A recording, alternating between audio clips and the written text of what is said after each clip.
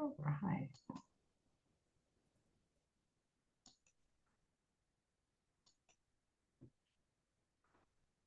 Oh, I don't think it's, there we go.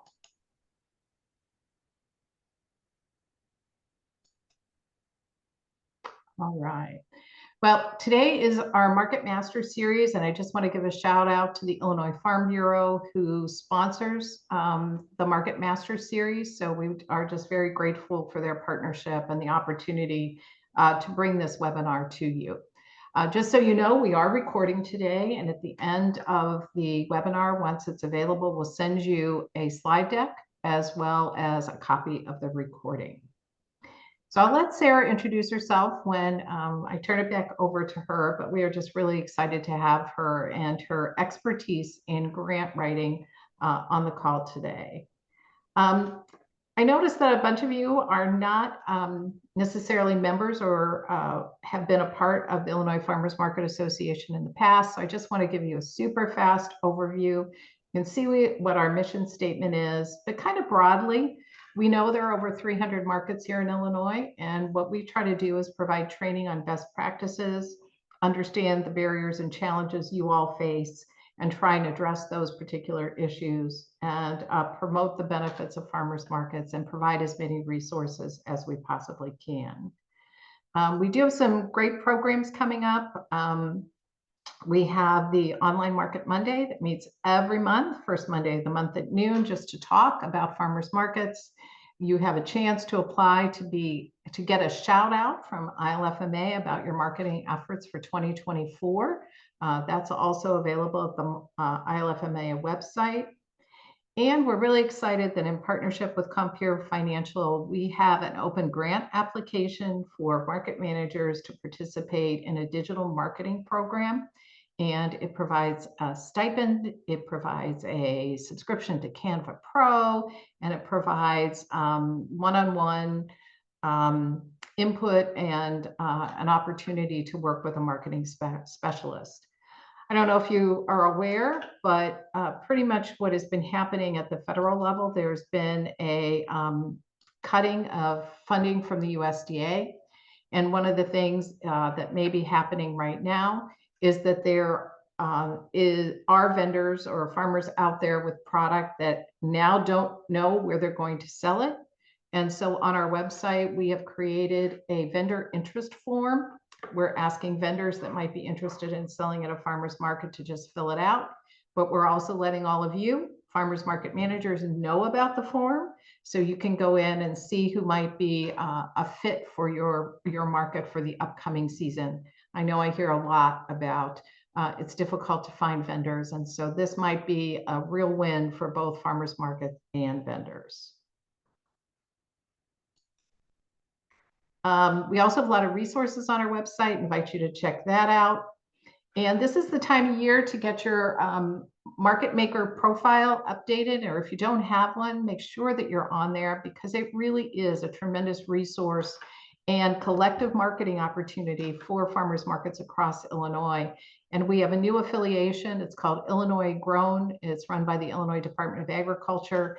And so it adds a marketing boost to any of the farmers markets that are part of that program. So I highly recommend you join. Market Maker is just our database that we share with so many other local food organizations across Illinois and now the nation. And we really invite you to be a part of that so that you can easily be found. So I'm going to turn it over to Sarah and let her start with her presentation. And we're really glad to have you here. Take it away. All right, excellent. Let me get this queued up. Thank you so much, Janie. Okay. Bear with me while it loads. Okay.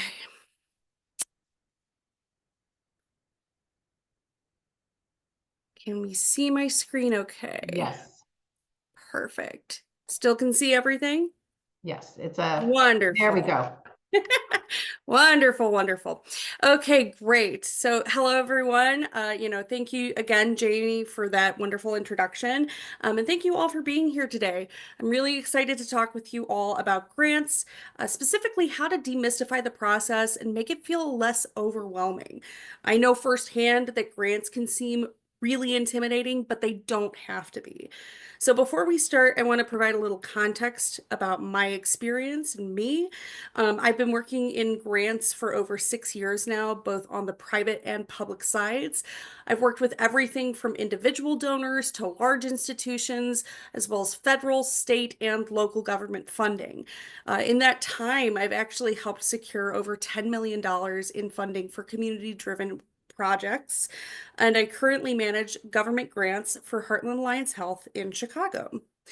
One of the things that gives me a unique perspective is that I've actually had the good fortune of being on both sides of the table, not just as a grant writer and a grant applicant, but also I've served on grant review panels for both private and government funding, evaluating proposals and seeing firsthand what funders are looking for. That insight has really shaped how I approach grant writing and strategy, and it's something I'm excited to share with you today. But above all, I want to make sure that this is useful and relevant for you. My goal is to break things down in a way that makes grants feel more accessible, whether you're new to them or looking to refine your approach. Now, before we dive into today's agenda, let's talk about why grants matter, specifically for you, the farmers market managers.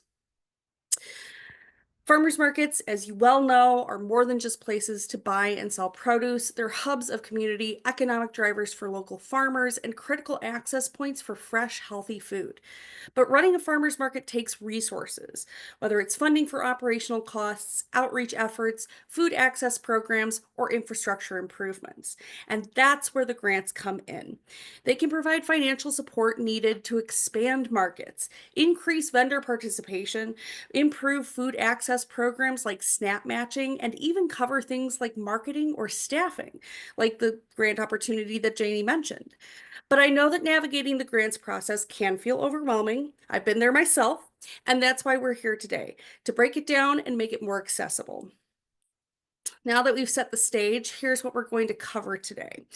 First, we'll start with a beginner's guide to grants, clearing up some common misconceptions about grant funding, breaking down the different types of funding, and how to find grants that align with your needs. Next, we'll tackle the big questions. Should you apply? And we'll discuss how to assess grant opportunities and strategies for finding the right fit rather than forcing a fit. Then we'll take a look at the key ingredients of a strong grant proposal. What makes an application stand out and what increases your chances of success. After that, I'll share some best practices, tips, and strategies that have helped me secure funding and might help you do the same. Finally, we'll wrap up with a Q&A where I'll address any of your lingering questions. And just to let you know, please do drop your questions in the chat, and then I will be able to address them at the end of everything. So yeah, that is how we'll do that. All right, let's get into it. There's a lot of ground to cover. Let's start with common misconceptions about grant funding. Before we dive into the grants process, take a deep dive into it, I want to address some of these common misconceptions. There's a lot of misinformation about how grants work, and if you go in with the wrong expectations, it can make the process even more frustrating and overwhelming. So, to spare you a headache in the future, let's set the record straight. Here are some common misconceptions. There's free money just waiting for you. Oh boy, don't I wish. The reality is that grants are highly competitive and funders will only select strong applications that align with their goals. It's not just about finding a grant, it's about showing why your market or program is the right fit. Grants are basically a blank check that will cover anything and everything. Not quite. Most grants come with restrictions on how the funds can be used. It's crucial to read the fine print and understand what expenses are allowed and what aren't. While some funders do offer unrestricted grants, which are often called general operating funds, these are rare and highly competitive. If you find one, oh boy, it's like a unicorn. You can find a grant and apply. Just as simple as that. Boy, I wish that was the case. Finding a grant opportunity is just the first step. You'll need to ensure your program meets eligibility criteria, craft a compelling application, and sometimes even build relationships with the funder first. It's a process and not a quick fix. You can use the same proposal for every application. This is a bit of a tricky one. While you can reuse parts of a proposal, every funder does have different priorities and requirements. So rather than a one size fits all approach, you should be tailoring your application to each funder's unique needs.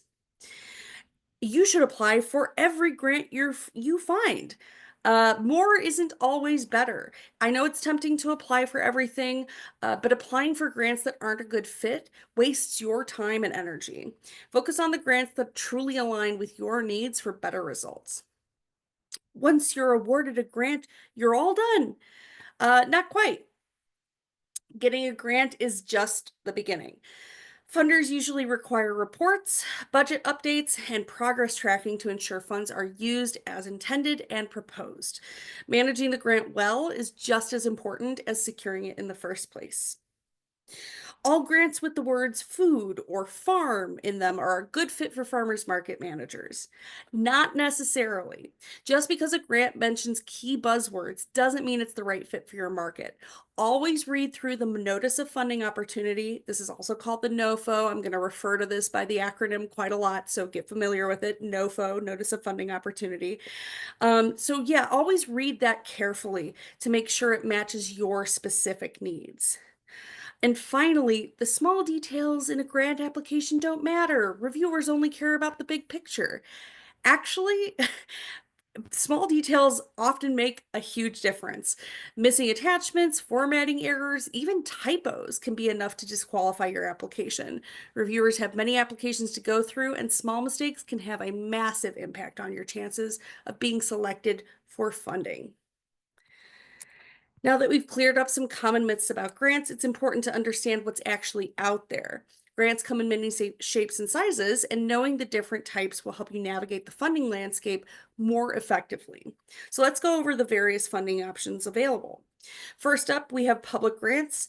These are funds provided by government entities at the federal, state, and local levels. For example, federal grants can come from agencies like the U.S. Department of Agriculture, which often supports programs related to food and farming. State and local governments often also offer grants tailored to specific regional needs. So while public grants can be great, they do often come with more regulations and paperwork. So it's important to stay on top of deadlines and requirements. Next, we have private grants, which come from sources including foundations, corporations, donor advised funds, high net worth individuals, and other private entities. Foundations often fund specific causes, such as supporting local food programs or rural development, and corporations may offer sponsorship or grants that align with their corporate social responsibilities. Private grants can be more flexible than public grants, but they're usually highly competitive, so it's important to really demonstrate why your project aligns with the funder's mission. Finally, let's talk about cost sharing and match grants. Cost sharing and match grants can be found in both public and private funding opportunities. With cost sharing, the funder covers a portion of the project, but your organization is ultimately responsible for contributing the rest. Whereas with matching grants, the funder will match the amount of money that you raise. These grants can be especially helpful, but they do require you to secure additional funding or resources yourself. So keep that in mind when you're planning. Now that we've covered the different types of funding available, let's talk about how to actually find grants that align with your farmers market needs. The process of identifying the right grant can feel overwhelming, but if you take a strategic approach, you'll save yourself a lot of time and effort. I recommend using the three key strategies I've listed here. First, using online grant databases and resources. Next, leveraging your local network. And finally, staying up to date with funding alerts. I'm going to walk us through each one of these. The first place I recommend checking is online grant databases and resources. This is where funders, be they private or public, will list their grant opportunities that are available. Searching these databases can help you get a broad sense of what's out there. Here are some databases that I personally have used and that I recommend, but keep in mind that there are others out there beyond the ones I mentioned here. For federal grants, which are best for large scale markets, initiatives, and projects. There is grants.gov. This is the central hub for all federal grant opportunities, including those from the USDA, which offers funding for farmers markets, local food initiatives, and rural development projects. The USDA Agricultural Marketing Service, or AMS grants, these include programs like Farmers Market Promotion Program, the FMPP, or the Local Food Promotion Program, LFPP, both of which support markets and local food businesses. In addition, we have the Farmers Market Coalition, FMC, funding and resources. This is a mix of both private and public funding sources, updated periodically with relevant grant opportunities for farmers markets. However, just a note that this database is available to members only, whereas the other two that I've mentioned here are free for public use. So just keep that in mind. For state or local grants, which are great for smaller, more community-driven markets, I encourage you to check the Illinois Department of Agriculture. IDOA offers various funding programs that support agricultural and farmers market initiatives throughout the state. They regularly update their grant opportunities and initiatives to help markets grow. Next, the Illinois Department of Commerce and Economic Opportunity. Their website also features an online directory of economic development resources and grant opportunities across Illinois, including those that could benefit farmers markets. The Illinois Treasurer's Office Charitable Trust Stabilization Fund. It's a mouthful, but it's a useful resource. The Charitable Trust Stabilization Fund, which is managed by the Illinois Treasurer's Office, offers funding to support nonprofit organizations, including farmers markets, that have small, and I'm talking under $1 million in total, annual operating budgets. The fund is designed to stabilize and strengthen organizations throughout Illinois. And finally, GrantWatch Illinois. This is a searchable database that lists grant available specifically throughout Illinois. You can find both public and private grant opportunities here. Finally, for private grants, excuse me, which can often provide more flexible funding, there is Candide's Foundation Directory online. This is an excellent resource. This comprehensive database of foundations and private funders allows you to search by location and filter by areas of interest. And while this resource does require a somewhat costly subscription, many local libraries offer free in-person access to this database. And there's a link of, you can find the directory of locations where you can access them for free right there. Compure Financial, Janie mentioned this in her introduction. They offer grants to support local farmers markets and food access project. Their farmers market grants aim to increase the availability of fresh local produce in underserved communities. In addition, we have the Food, Land, and Opportunity, or FLOW grants. It's a program designed to help grow food systems and increase access to healthy, affordable food throughout Illinois. FLOW connects organizations, including farmers markets, with land and funding opportunities to support sustainable, equitable, local food initiatives. And by the way, when this webinar the recording is published, the slide deck will also be made available. All of these little hyperlinks do lead to the source that I'm referencing here. So just a FYI. Next, I encourage you to leverage your local network. Some of the best funding opportunities can come through personal connections and strategic outreach. Local governments, elected officials, and community organizations often have funding available for food access programs and small businesses, but you won't always find these opportunities publicized online or in databases. So you need to ask around and make connections. A few examples. The community development departments. You might reach out to your county or city's economic development office, which may have small grant programs that support food access or business growth. You might reach out to elected officials. Many state representatives and city officials such as Chicago's network of aldermen, have discretionary funds that they can allocate to community projects in their region. Local economic development organizations and food policy councils are another resource. These groups advocate for local food systems and often have insights into funding opportunities that aren't widely advertised. And also, I would encourage you to explore large-scale companies and corporations in your area. Many businesses, including those with a significant presence in your area, have corporate social responsibility initiatives or charitable foundations that provide funding for community projects. I recommend researching these companies in your immediate area and reaching out to inquire about potential grant opportunities or donation programs that they may have to support local initiatives like your farmers market. And if you're not sure where to start, I highly recommend you reach out to the Illinois Farmers Market Association, of course. You can also reach out to your local small business development center. There's a link that you can use to find yours. Um, and in addition, you can also reach out to your Chamber of Commerce. Sometimes these resources can point you in the right direction. The last strategy I'll recommend for finding grant opportunities is subscribing to funding alerts through newsletters and e-blasts. Often these sources will notify subscribers about upcoming grant opportunities so you can stay ahead of the curve. Grants open and close quickly. Many grants only open for a few weeks each year, so it's important to keep informed. Here are a few sources for funding alerts that I recommend. I'd be remiss, of course, if I didn't highlight right off the bat the Illinois Farmers Market Association's newsletter.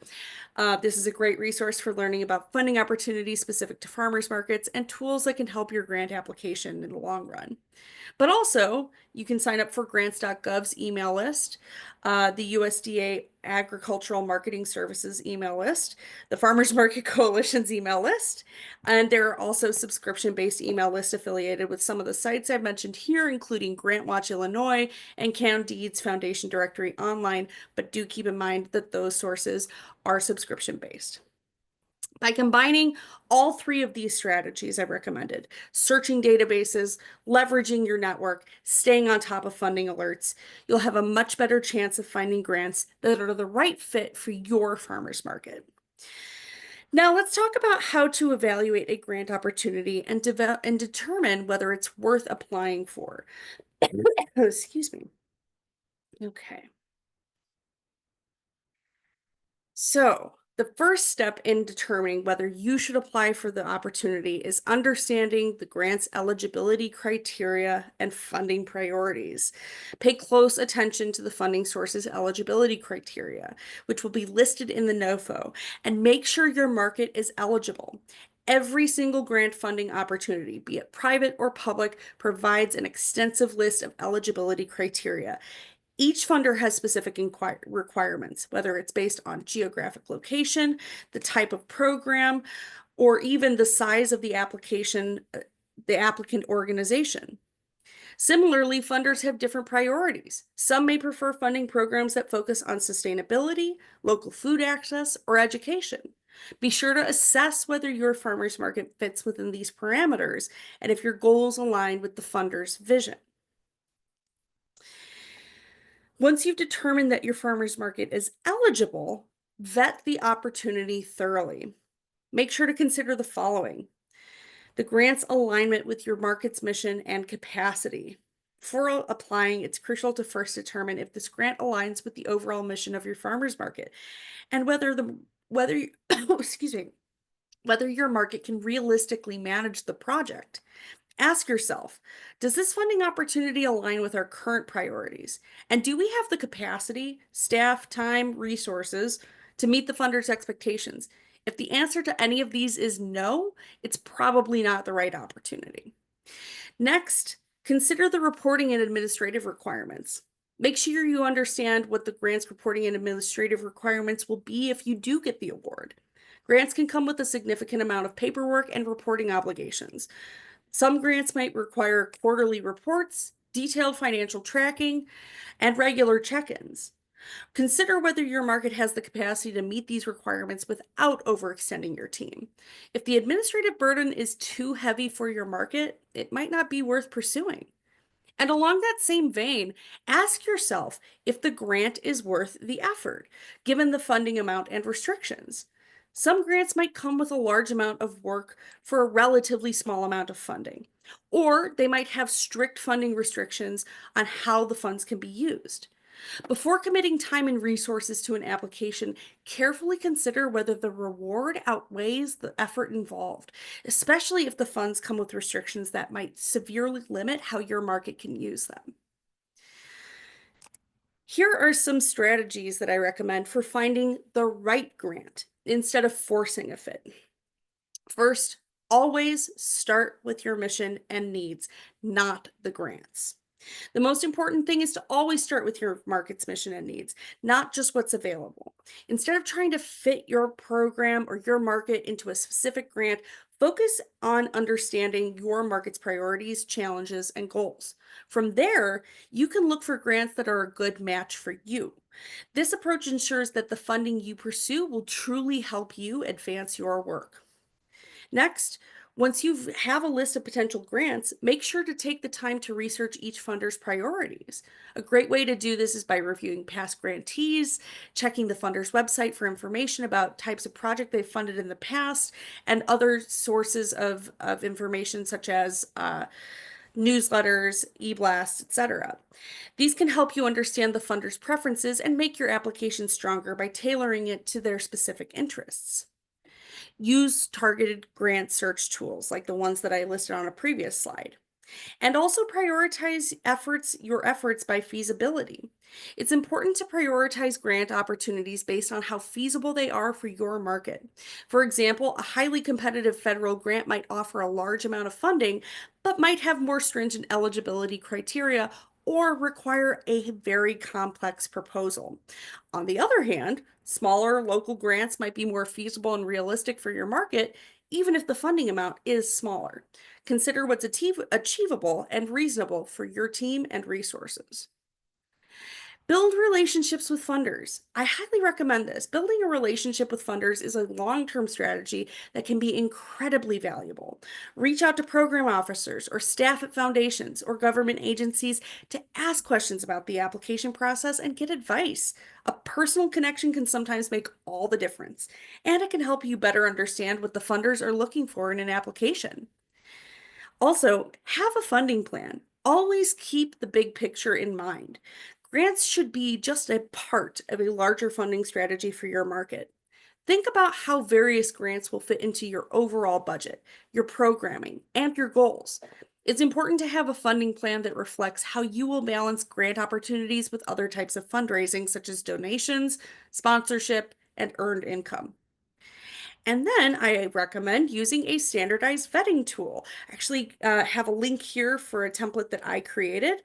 This is a version of the grant vetting worksheet that I personally use in my day-to-day work.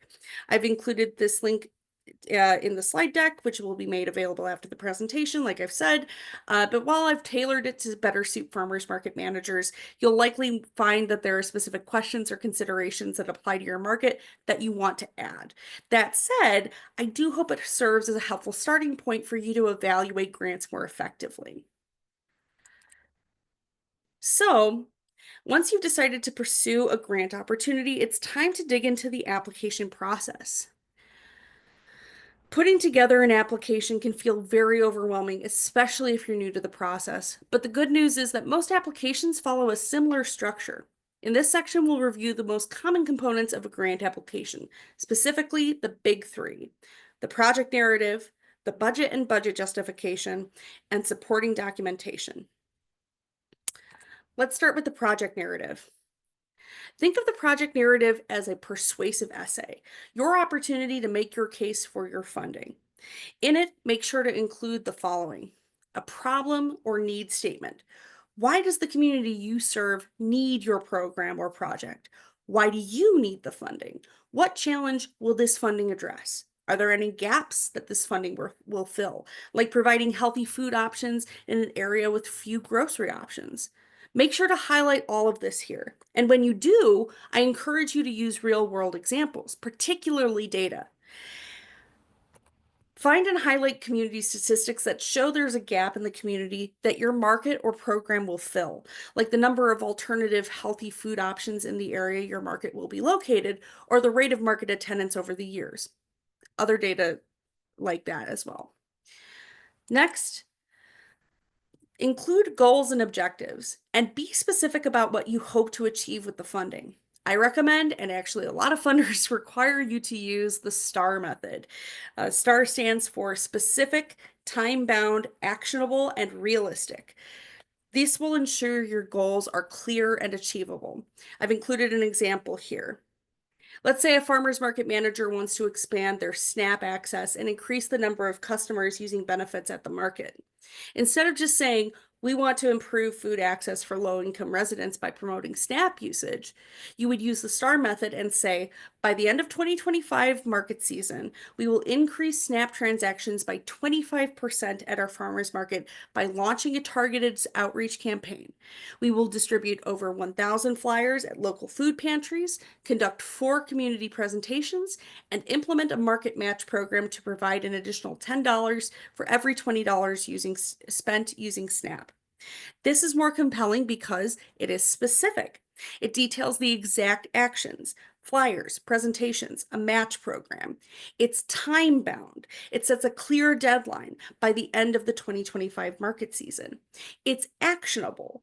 The goal includes quantifiable steps like distributing 1,000 flyers, presenting 4 presentations, offering a $10 match program. And finally, it's realistic. It aligns with what a farmer's market could reasonably accomplish within a season. This approach helps grant reviewers see a clear plan of action and a tangible impact, which makes your proposal stronger. Alongside your goals and objectives, you want to make sure to include specific project activities, a project timeline that lines up with your grant period, and/or targeted benchmarks. A strong proposal explains exactly what will be done with the funding, when key milestones will be met, and who will be responsible for doing what. And I've included an example here. This is just, a quarterly timeline and benchmark sort of layout, but, funders may require more detail or even less detail, depending. Finally, make sure to include your expected outcomes and impact. Funders want to know the difference that their dollars will make. Will the grant help you increase vendor participation by a certain percentage? Improve food access, provide measurable results wherever possible. But remember, if you're selected for funding, you'll need to be able to report on your progress on these results. So make sure to only include outcomes that you're able to track. So for example, if we were funding or proposing this project, by the end of the grant period, SNAP transactions at the market will increase by 30%, providing greater food access to low-income families. Vendors will see on average a 15% increase in sales due to more customers utilizing SNAP benefits. And this funding may be leveraged to secure at least one new funding source to continue SNAP match programs beyond the grant period. And throughout the grant writing process, make sure you're writing for the grant reviewer. Grant reviewers often have to read dozens, even hundreds of applications, and having been one, I can attest that that is true. It is an endeavor. Making your proposal clear, concise, and easy to follow can give you an edge. To do so, I recommend the following. Avoid jargon and highly technical terms that might be unfamiliar to the reviewer. Unless those terms are specifically mentioned in the NOFO, I would avoid them and assume the reviewer isn't familiar with your market or these terms. Explain things in simple, straightforward words for the everyman. Next, follow the guidelines exactly. Pay close attention to word or page limits and formatting requirements. They may seem arbitrary, and trust me, I get it, but take it from me, grant reviewers are absolutely paying attention to these things. Also, answer every question completely. Even if a question seems repetitive, provide a full response. Leaving sections blank or giving vague answers like C response to question 1 can weaken your application overall. And finally, format professionally. Use headings, bullet points, and spacing to make your proposal easy to follow. When I sat on grant review panels, I can honestly say that one of that a well-organized application is actually one of the quickest ways to my heart personally, and I know this is true for many grant application reviewers in general. Second. Okay. Next, hand in hand with the project narrative is the budget and budget justification. The budget tells funders how their money will be used, and the budget narrative or budget justification will explain how those expenses are necessary. This may include the following components: line item or itemized budget. This is pretty much always required regardless of grant or funding source. Break down the expenses clearly, listing each cost separately. For example, staff time, marketing materials, equipment, etc. Some funders have specific budget templates that they want you to use, so make sure to check for that. Match requirements, if needed. Some grants do require you to contribute matching funds, like I said, either cash or in-kind contributions. Make sure you understand these requirements up front and, if required, show how they factor into your overall budget. And finally, cost effectiveness and breakdown. Funders want to make sure that their money is being spent wisely. Explain in brief why your budget is reasonable and necessary. And most important, make sure all your costs are allowable. Every grant has rules about what expenses are permitted and what expenses are not. Double, triple, quadruple check those guidelines so that you do not accidentally include unallowable costs. If you do, I can personally say that has resulted in applications getting rejected just right off the bat. Rounding out your application are supporting documents that are required as part of your application package. Most, if not all, grant applications require supporting documentation to verify your market's operations and capacity. This might include annual operating budget. Some funders want to see your organization's overall financial picture in addition to your project budget. Articles of incorporation. This is a very common requirement for nonprofit applicants. Work plans and timelines. This might include a detailed project plan outlining milestones or deadlines and or evaluation plans that demonstrate how you'll track progress. Staff information. Some funders require you to submit key staff bios and or resumes and org charts. They may also ask you to submit job descriptions, particularly if you're proposing the addition of new staff members as part of your project. SAM.gov registration. SAM.gov, which stands for the System for Award Management, this registration is required for any organization applying for federal grants, and it is used to verify your eligibility for federal funding. If you're not sure whether your farmer's market or organization is registered, you can check through SAM.gov as well as register there if you're not already registered. You may also be asked to provide evidence of your IRS taxpayer identification number or your TIN or employer identification number. This might be required to prove that you, the applicant, are a fully legitimate agency. In my personal experience, this often looks like providing your market or organization's most recent 990 tax form. Similarly, you may also be asked to provide your most recent audited financial statement. Some funders will also ask you to provide a copy of your market or organization's most recently completed audited financial statements to ensure that your organization is fiscally sound. And finally, letters of support. Whether required or not, letters of support are a fantastic addition to your application. And this is doubly the case when you're applying to a brand new funding source. Strong letters from partners, vendors, community organizations, or even local officials can help reinforce your proposal and make you stand out from the crowd. However, when requesting a letter, it is common practice to provide a basic template alongside your request to make the process easier for them. This ensures that the letter highlights the key points that strengthen your application while making it more likely that they'll follow through on their request. And make sure to always send your requests as early as possible, giving them plenty of time to complete the letter before your deadline.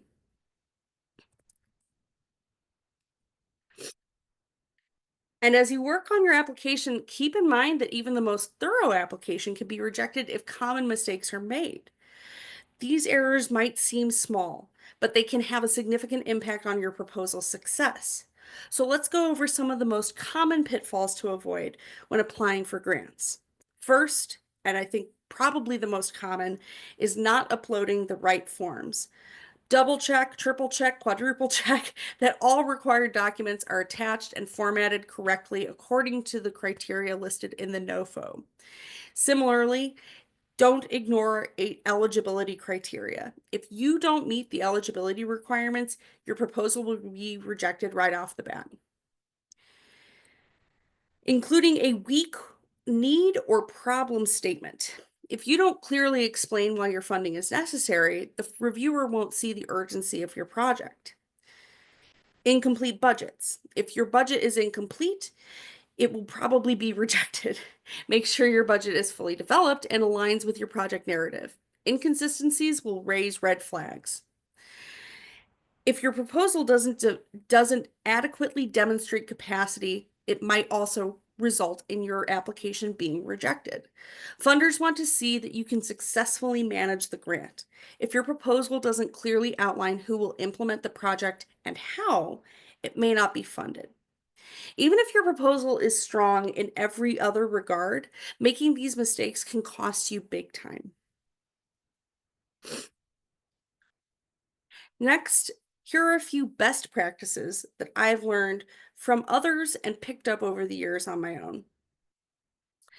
First, attend technical assistance sessions and webinars. Many funders, particularly government agencies, will offer webinars that walk through funding opportunities step by step. If one is available, attend it. And if you've missed it, check the funder's website for a recording or reach out to see if one is available. These sessions often provide valuable insights beyond what's written in the NOFO. Next, seek clarification when needed. Most NOFOs, both public and private, include a contact email for questions. If you're unsure about something, especially when it comes to eligibility criteria, don't hesitate to ask. Just be sure to read the full NOFO first to avoid asking questions that are already addressed in the guidelines. Next, center data in your narrative, but make sure to frame it well. I truly cannot stress enough how big a role data can play in your proposal. Data strengthens your proposal, but numbers alone aren't enough. Frame your data within a compelling story to show why it matters. A mentor once taught me the jelly donut method, and it really stuck with me. Basically, your data is the core filling, and your strong narrative is the surrounding dough. For example, you could say, in the past year, our farmers market has seen a 30% increase in customers using SNAP benefits. Additionally, 42% of our vendors report that affordability remains a major barrier for low-income customers. But using the jelly donut method, which includes narrative and data, you'd frame that data in a more compelling way, such as, for many families in our community, the farmers market isn't just a place to shop. It's a source of fresh, affordable food in an area with limited grocery options. Over the past year, we've seen a 30% increase in customers using SNAP benefits, underscoring the growing reliance on our farmers market as a food access point. However, many vendors have expressed concern that affordability remains a challenge. 42% report that cost barriers prevent lower income customers from purchasing more fresh produce. Without additional funding to expand incentive programs, such as double up bucks, many of these families will continue to struggle to access healthy food options. That's a bit more compelling than just presenting that data, plain and simple. Next, create a work plan at the start of your application process and stick to it as much as possible. A well-structured work plan is a game changer, especially for complex applications with many moving parts. I personally like using Excel to create my work plans, but there are many tools out there that do the job. Here's an example of a work plan that I actually used to navigate a very complex funding application. This is for a federal funding source. This is just an example of something that I created. And as you can see, this work plan allows me to track which sections of the proposal application are complete, what items are still needed, like budgets from finance, letters of support from community partners, track internal deadlines for team members, even track the number of pages, particularly when there's a page limit. In the case of this example, my work plan also mirrors the evaluation rubric that's included in the NOFO. So I'm essentially evaluating my application's completeness using the same criteria as the grant reviewers. Additionally, when I work across teams, I like to hold a touch base meeting right off the bat to review the work plan with everyone involved, and then I provide them with a copy of my work plan to make sure everyone knows what their responsibilities are and the deadlines by which they need to provide those items. And I've also created a sample work plan template that you can download and customize for your own needs. More grant writing best practices. Plan to submit early. I have learned the hard way that technology will betray you at the worst possible moment. I promise it will. Avoid last minute disasters by planning to submit at least 48 hours in advance. Trust me, whether it's a platform outage or a missing document, you really don't want technical issues being the reason that you don't apply for the funding. Edit and revise before submitting. I know it's a simple one, but it's a crucial best practice.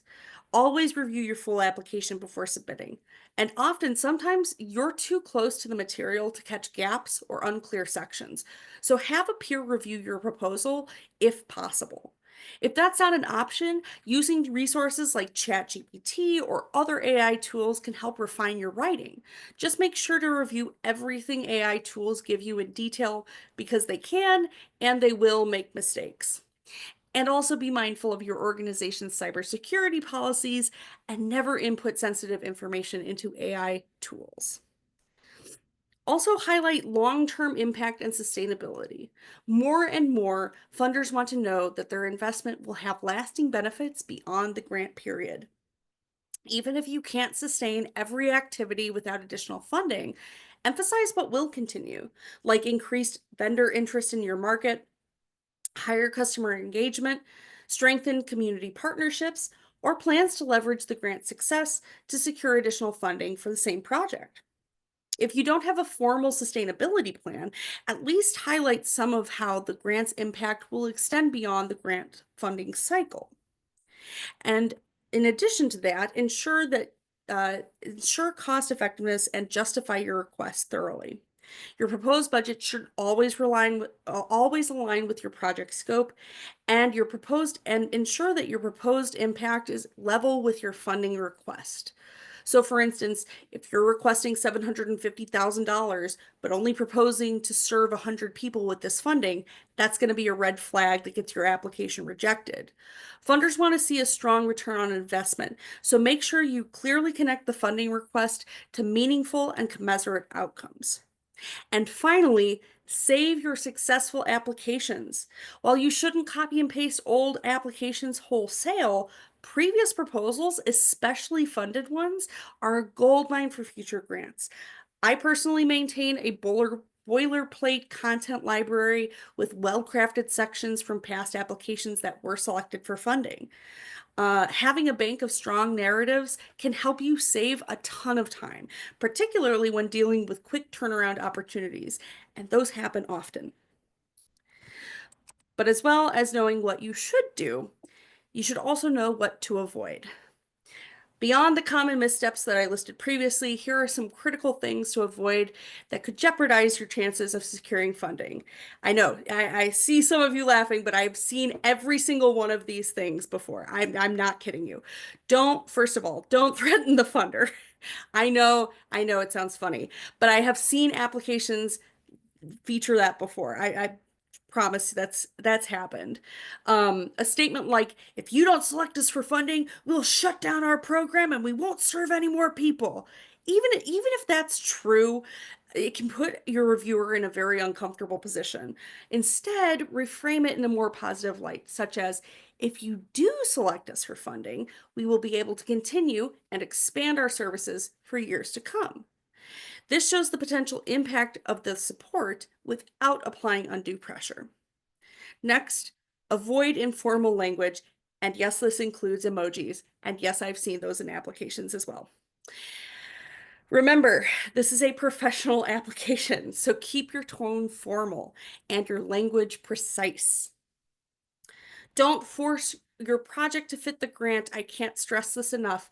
I know it's tempting to make your project work for a grant that might not align, but this can and will weaken your application. And trust me when I say grant reviewers will notice. Instead, take time to find a grant that fits your project's needs and goals. That way, you're setting yourself up for a much more compelling case for funding. And finally, don't just copy and paste narratives from previous applications. I know I listed something similar under best practices, but the truth is that reusing language from previous applications is only a best practice if done carefully. Like I said before, don't just copy and paste the application wholesale, and make sure to remove funder-specific language if you do reuse previously submitted narratives. You definitely don't want to use the wrong funder's name in your proposal. And again, yes, I have seen all of these things before. It's not as uncommon as you might think. So let me see where we're at with time. Actually, not bad. This is a lot of information, and so I was really hoping that I was going to be able to get through everything in enough time to leave time for some questions here at the end. And it looks like we do have some time, so I'm going to take a look at the chat. Let's see if there are any questions in here. We have a couple questions. Doing my news first. Any ideas on where the snap pitch should be made? Maybe that's pretty general. Yeah, I just use that as like a generic example of, how to use some of the strategies and techniques that I've suggested. There might be funding opportunities that are specifically for expanding SNAP access.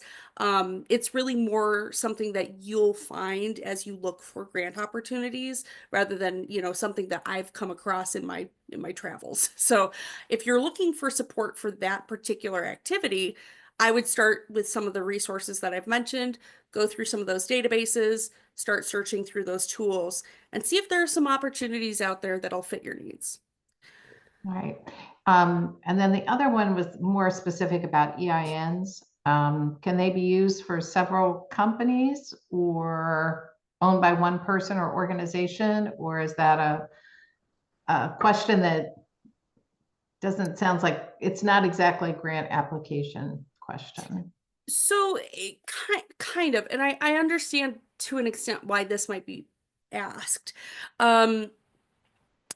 It's possible that the same EIN is used for several companies, but if your question is, can I apply using the same EIN like twice? Can I use the same EIN and apply in two different, submit two different applications? The answer is probably no. You probably need to just stick with one application to submit that. If you're concerned that an application has already been submitted under the EIN that you plan to use for your application, a quick way to figure that out is to do a search to see what your EIN or TIN is affiliated with. There are plenty of sites out there that can do that for you. And also highly recommend reaching out to the grant reviewers, to the contact listed on the NOFO. They may be able to provide you with some feedback as well. That's great. Well, and Hannah added, local corporations and other community grant funders have been the one they found to be helpful with SNAP.